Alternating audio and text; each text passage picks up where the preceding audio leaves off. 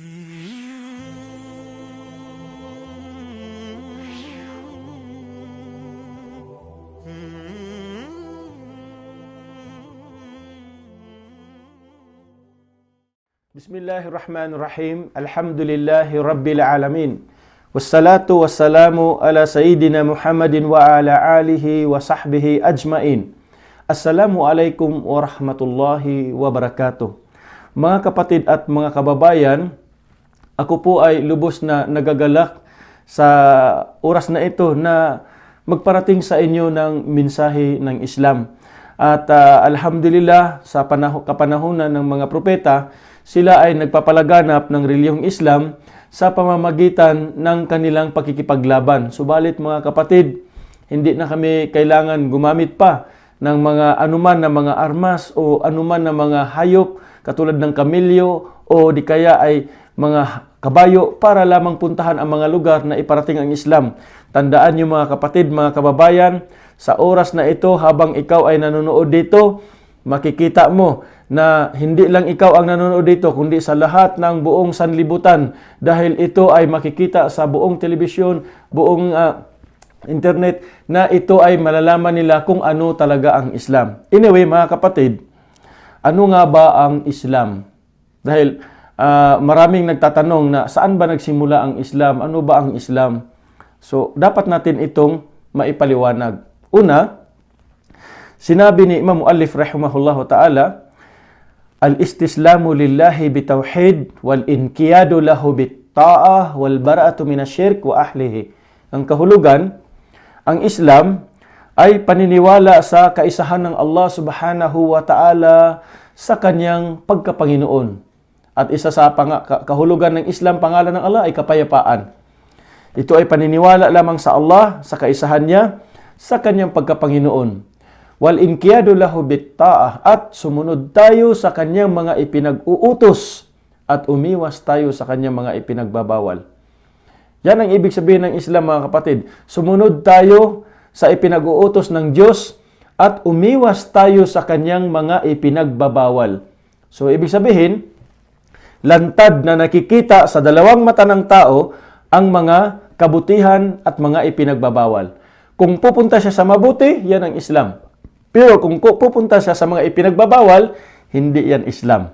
Ibig sabihin, kung ano man ang haram, ay bawal. Kung ano man ang halal, iyon ay Islam. So, ibig sabihin, ipinahintulot at ipinagbabawal. So, ibig sabihin, huwag tayong gumawa ng kapinsalaan o di kaya bawal sapagkat ang Islam ay hindi nagtuturo dyan. Okay?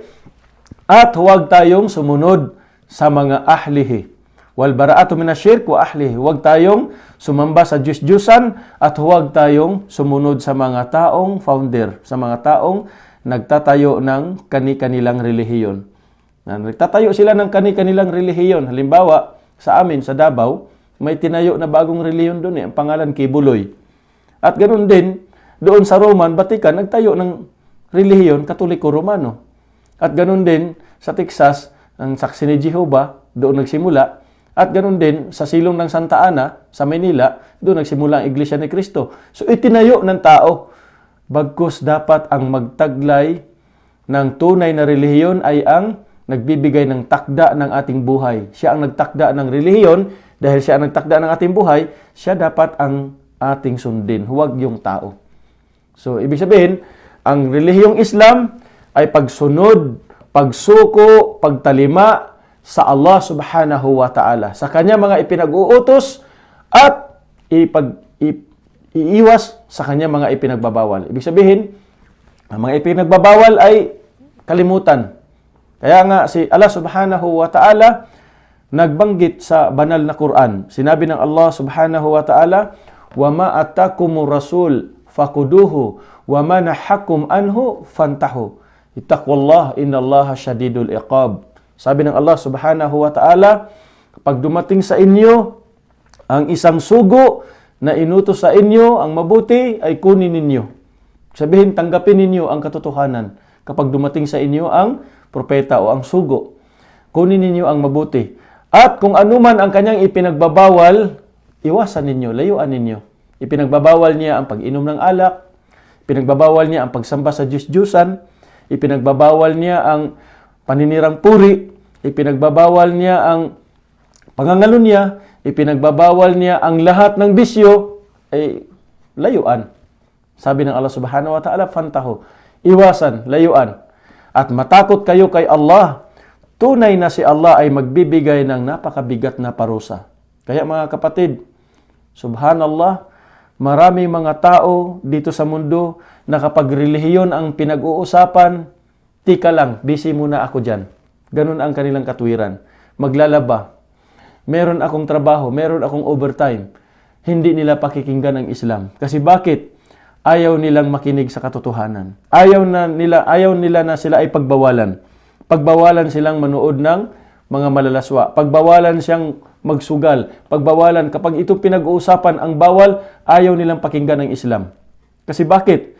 Dahil gusto nila ang mundo na ito at ayaw nilang pakinggan ang katotohanan.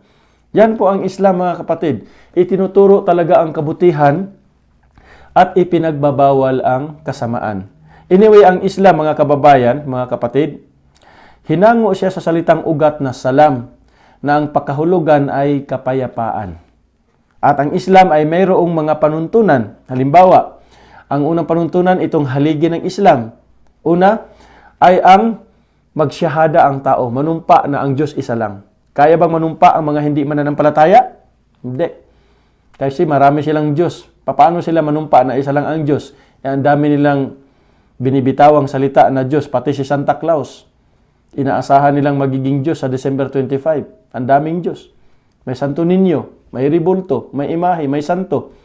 So, ito ay ipinagbabawal sa Islam, mga kapatid. Dapat ang Diyos natin ay siya lamang ang naglikha at hindi iyong nilikha sa kamay ng tao. Malinaw yun, mga kapatid? Ang Diyos ay ang naglikha lamang ng langit at lupa at hindi iyong ginawa sa kamay ng tao. Halimbawa, Ribulto. Naniniwala ba kayo na magawa ba yung Ribulto kung hindi nilikha sa kamay ng tao? Gamitin natin ang ating pag-iisip at palawakin natin ang ating damdamin, mga kapatid. Paluwagin natin. Hayaan natin na maniwala tayo sa nag-iisang Diyos. Hayaan natin na maniwala tayo sa Allah para mabigkas natin ang syahada. Ano ba itong syahada? Ang syahada, mga kapatid, ito ay pagsasaksi na walang tunay na Diyos na dapat sambahin maliban si Allah. Ito ang ibig sabihin ng Ashhadu an la ilaha illallah wa ashhadu anna Muhammadan Rasulullah. Pagsasaksi na walang tunay na Diyos na dapat sambahin maliban si Allah. At pagsasaksi na si Propeta Muhammad ay ang huling sugo.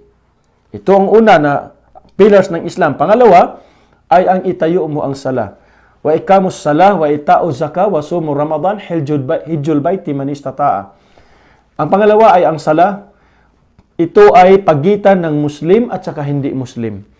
Kung ang isang tao nag-aangkin na siya ay Muslim at pagkatapos hindi nagsasala ng 5 beses isang araw, hindi siya tunay na Muslim.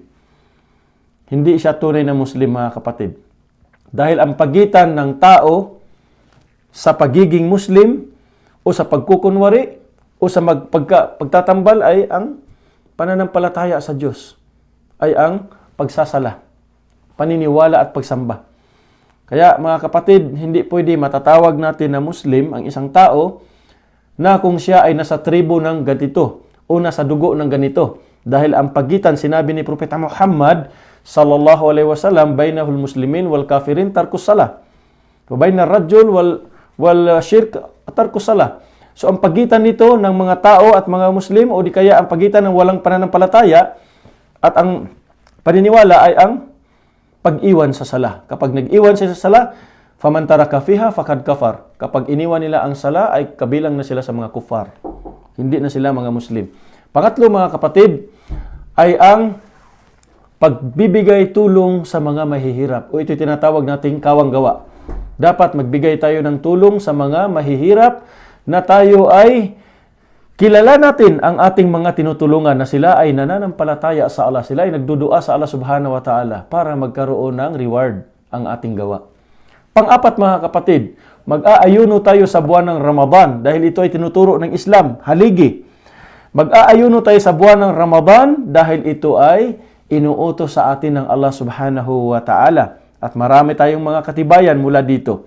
Kasi ang Islam bil adillah, ang Islam bil dalil, mayroong mga katibayan, mayroong mga mababasa. Hindi katulad sa iba na itong paniniwala ko. Pero pag tinanong mo, saan? Walang mababasa. Sa Islam, mayroon. Kapag may binitawan, mayroong katibayan. Ang panglima ay ang pagpunta sa Makkah kung mayroong kakayahan. Pupunta ka sa Makkah kapag mayroon kang kakayahan dahil ito ay inuutos sa atin ng ating tagapaglikha dahil ito'y pagsunod sa propeta. Subalit mga kapatid, ang Islam ay mayroon siyang tinatawag na, kanina yung tinatawag na hayag na pagsamba sa ating tagapaglikha na kung tawagin ay haligi, arkanul Islam. Subalit ngayon mga kapatid, mayroon tayong dapat paniniwalaan. 6 na paniniwala sa Islam, ito ang tinatawag na iman. Ibig sabihin ng iman, ito ay pananampalataya, ito ay paniniwala, ito ay faith. Faith, mga kapatid.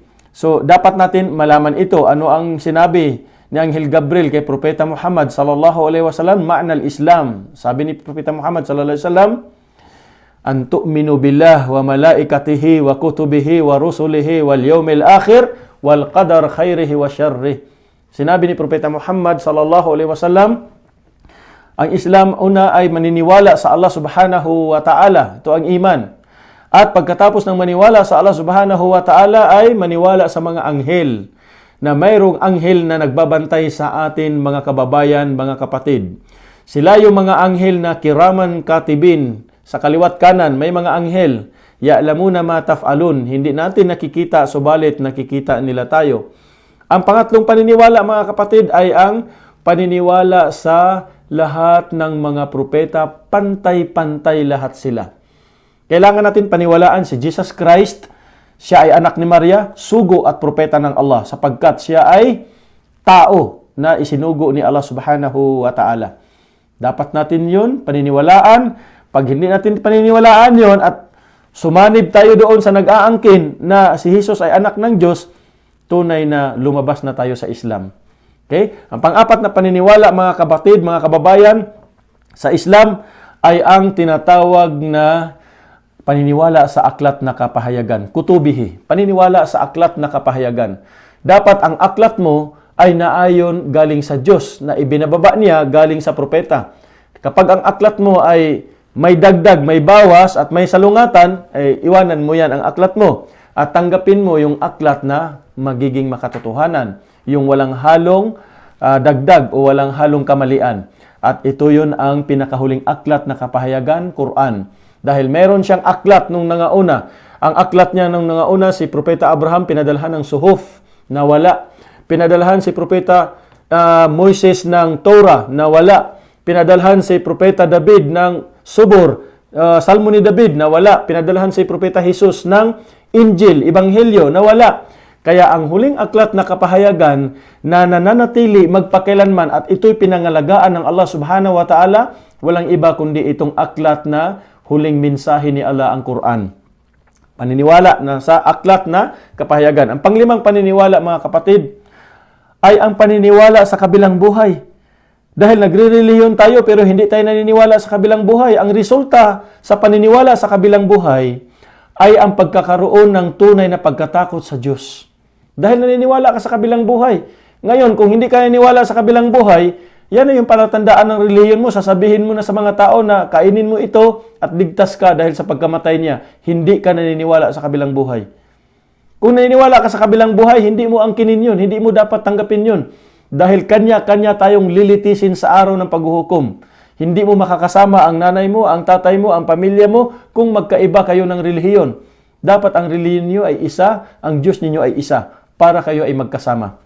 Kaya maniwala tayo na mayroong kabilang buhay. Pag namatay tayo, saan tayo pupunta? Sa kabilang buhay. At mayroong paraiso at saka impyerno. Dapat natin yun paghandaan.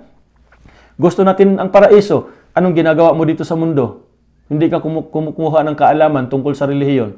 Gusto mo sa paraiso, pero hindi mo alam kung sino si Jesucristo. Gaano yan katotoong relihiyon mo? At gusto mo ang paraiso, isang beses ka lang nagpapasalamat sa Diyos tuwing linggo. Nasaan na ang katarungan? Ang pang-anim na paniniwala, mga kapatid, ay ang qadar, paniniwala sa itinakdang kapalaran, khairihi wa syarri. Mayroong takdang kapalaran na mabuti at masama. Kaya lahat tayo ay dapat magtiis. Kapag dumating sa atin ang kapalaran ng kabutihan, Masya Allah, binigyan ka na ng mga maraming biyaya, blessings, ay dapat ka pa magpasalamat sa Allah subhanahu wa ta'ala dahil dinagdagan ang iyong mga biyaya. At kapag dumating naman sa iyo ang kapalaran o takda na kapalaran na masama, ay dapat mong dagdagan ang iyong sabr, ang iyong pagtitiis, sapagkat ikaw ay lalong minahal ng Allah subhanahu wa ta'ala na ikaw ay kanyang sinubukan. Dapat kang magtiis para magtagumpay ka dito sa mundo hanggang sa kabilang buhay. Yun po ang Islam, yun po ang mga pinaniniwalaan ng Islam at mga palatuntunan ng Islam at kahulugan ng Islam. Ito yun ang mga katibayan na ating natalakay. Kaya maraming salamat po sa mga nanonood at nakarating sa inyo ang mensahe ng Islam sa pamamagitan ng ganitong kapaliwanagan. At panalangin ko sa Allah subhanahu wa ta'ala na tayo ay gabayan niya dito sa mundo hanggang sa kabilang buhay. Wa akhiru dawana anilhamdulillahi rabbil alamin. Wassalamu alaikum warahmatullahi wabarakatuh.